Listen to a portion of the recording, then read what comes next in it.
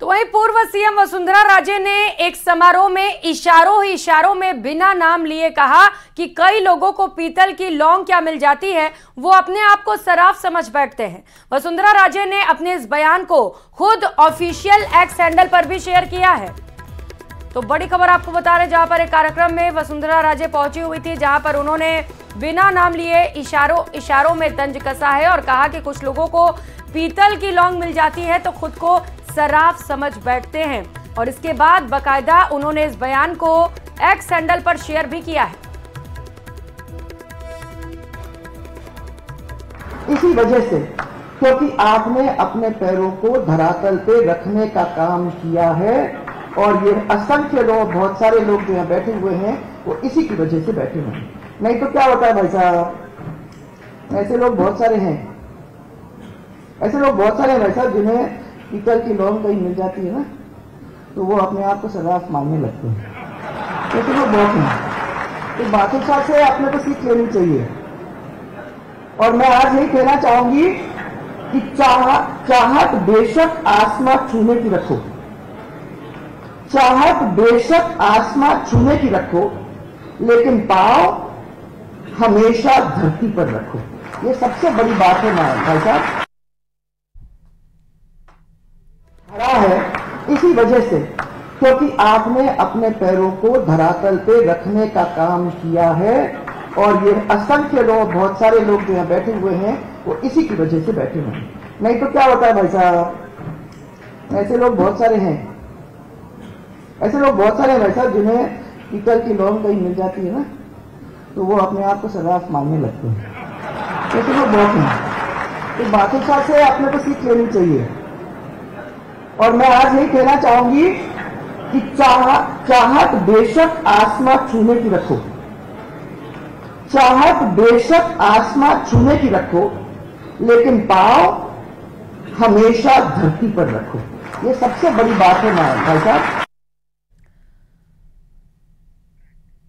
खबरों में आगे बढ़ेंगे। बात अजमेर की, जहां पर पुलिस को पब्लिक के सपोर्ट की जरूरत है। दहशत का दूसरा नाम पारदी गैंग के सदस्य शहर के बाहरी क्षेत्र में देखे गए हैं। गैंग का ट्रैक रिकॉर्ड भयावह है, इसीलिए पुलिस पब्लिक से अलर्ट रहने की अपील कर रही है। रिपोर्ट देखिए। छीन गया चैन सुकून, उड़ गई रात की नींद। ऐसा खौफ कि घरों में कैद हुए लोग।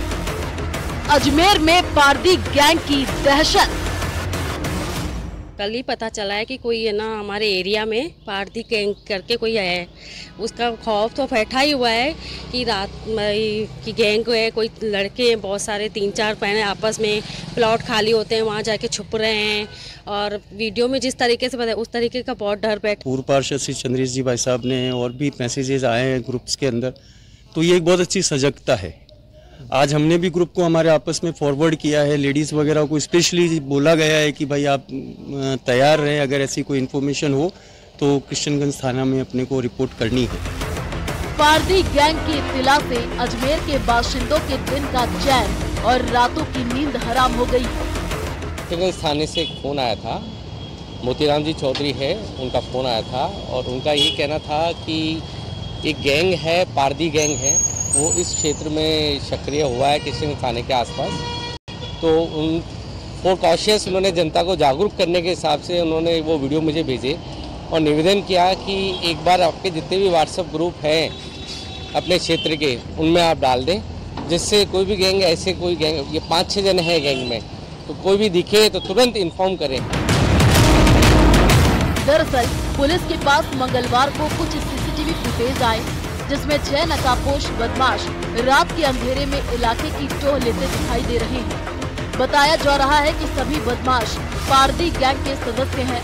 फुटेज सामने आने के बाद अजमेर पुलिस ने लोगों से अलर्ट रहने की अपील की है।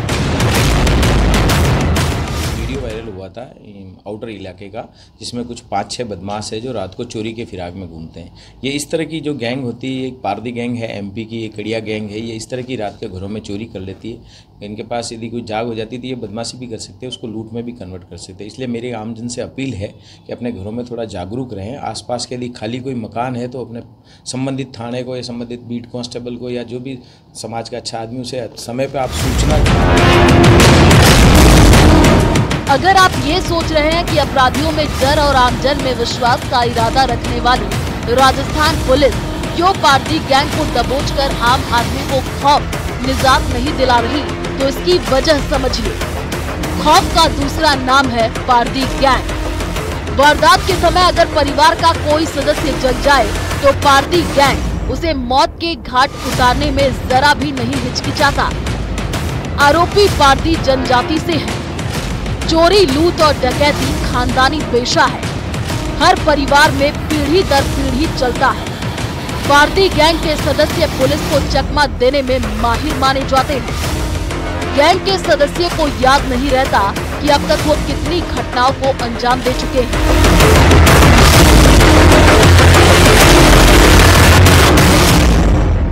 गैंग के सदस्य अपनी बेटियों की शादी करने के लिए लड़के की काबिलियत से ज्यादा उस पर दर्ज मुकदमों की संख्या को प्राथमिकता देते हैं। जनजाति के लोगों का मानना है जिस लड़के पर जितने अधिक मुकदमे दर्ज होंगे वह उतना ही कामयाब होगा।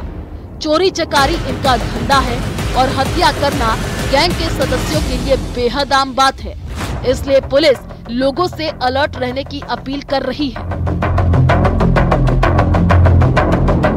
अजमेर के किशनगंज थाना क्षेत्र में पारदी गैंग का एक गिरोह सक्रिय है, जिसके कारण स्थानीय लोगों में दहशत का माहौल है। इस मामले को लेकर पुलिस ने भी आम जनता से सतर्क रहने की अपील की है।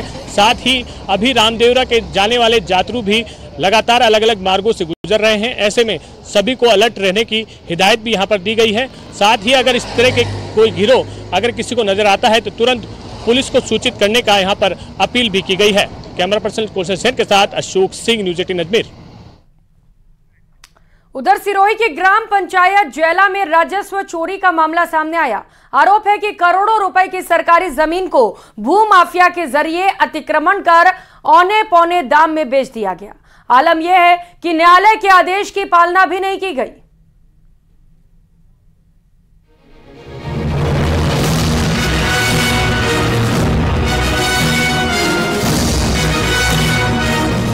ये है सिरोही की जैला ग्राम पंचायत, जिसकी खसरा संख्या 289 की 18 बीघा सरकारी जमीन पर पहले तो दबंगों ने अतिक्रमण किया और फिर औने पौने दाम में बेच दिया।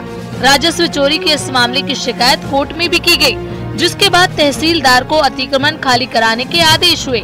आरोप है कि तहसीलदार ने भी न्यायालय के आदेश की पालना नहीं कराई। मैं सरकारी जमीन पे लोगों को कब्जा करवा रहे हैं पैसे लेके, और फिर काम चालू करने जाते तो और पैसे मांग रहे हैं पंचायत वाले। ये 20 साल से चलते आ रहा है। बहुत लोगों को परेशान किया। रहने के लिए लोगों को प्लॉट नहीं है, गरीब लोगों को, और पैसे वालों को प्लॉट 3-3, 4-4 दे रहे हैं। समस्या बहुत है साहब जी, गांव के अंदर में इतनी समस्या है। 40 साल से हम परेशान है। मेरा खुद का घर के मकान है, मेरे पुराना बुजुर्गों का मौत भी उसने रुकवा दिया। और इस गांव में जो अवैध करता है उनको देते पटे फर्जी और फर्जी देके बेचते हैं। और मेरे कुएं में मेरे 20 साल से मेरा कुआं खोदा हुआ साहब, और वहाँ आज 20 दिन से मेरे परेशानी होगी। मैं गिरवाऊंगा, वो कराऊंगा, ये पटवारी लोग कह रहे धमकी दे रहे, इसका क्या मतलब हुआ साहब? स्थानीय लोगों का आरोप है कि ग्राम पंचायत के लोग पैसा लेकर सरकारी जमीन के पट्टे दे रहे हैं। इतना ही नहीं, करीब 3 गाँवों को सरकारी जमीन पर बसा भी दिया गया है।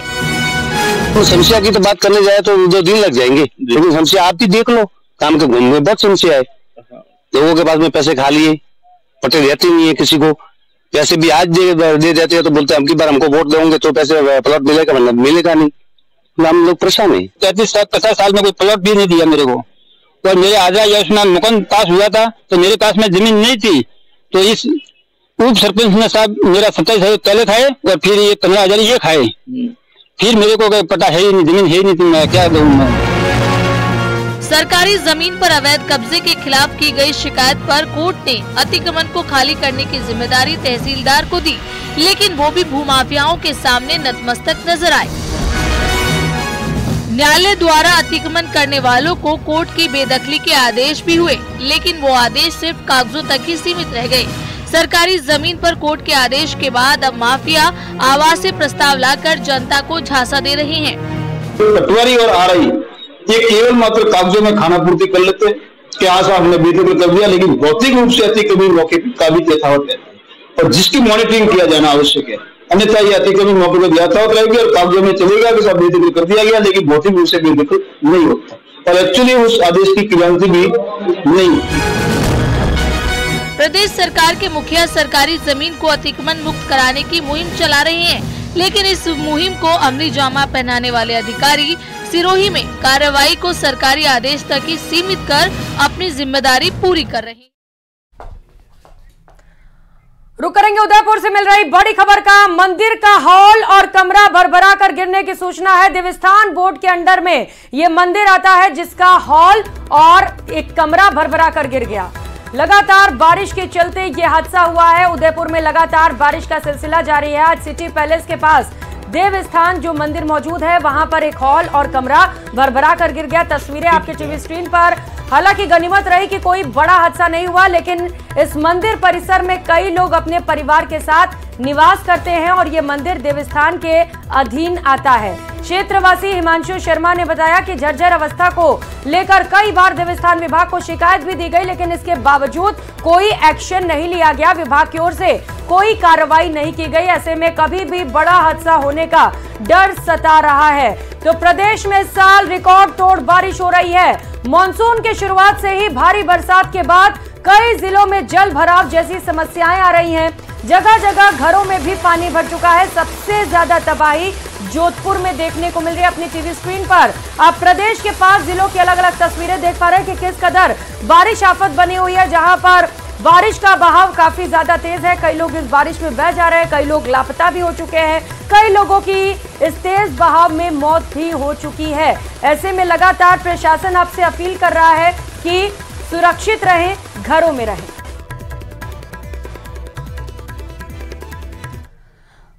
अगली खबर मध्य प्रदेश की राजधानी भोपाल से है, जहां पर सरोजनी नायडू स्कूल की छात्राओं ने स्कूल प्रबंधक के खिलाफ प्रदर्शन किया। छात्राओं ने स्कूल के बाहर प्रबंधन के खिलाफ नारेबाजी भी की। गुस्साई छात्राओं ने स्कूल में जमकर तोड़फोड़ की। छात्राओं का आरोप है कि उन्हें क्लासरूम की सफाई करवाने के लिए कहा जाता है। इतना ही नहीं, स्कूल में लेट आने पर टीचर घंटों घंटों बाहर धूप में खड़ा कर देते हैं, जिस वजह से कई बार छात्राओं की तबीयत भी बिगड़ चुकी है। ये प्रदर्शन की तस्वीरें आप देख पा रहे हैं। आखिरकार जब सब्र का बांध टूट गया तो छात्राओं ने प्रदर्शन शुरू कर दिया। दरअसल छात्राओं का आरोप है कि स्कूल का जो मैनेजमेंट है वो उनसे साफ सफाई कराता है। अब बड़ा सवाल यह है कि अगर छात्राएं साफ सफाई करेंगी तो पढ़ेंगी कैसे? देश का जो भविष्य है, छात्राएं उनसे अगर साफ सफाई कराई जाती है तो आखिर देश के भविष्य का क्या हाल होगा? प्रदर्शन काफी ज्यादा उग्र भी हो गया, जहां पर छात्राओं की ओर से तोड़फोड़ भी की गई। अब देखना है कि मैनेजमेंट इस पूरे मामले पर क्या कार्रवाई करता है। और इसी के साथ इस बुलेटिन में फिलहाल इतना ही। आगे देखिए 20 मिनट में 20 खबर। नमस्कार।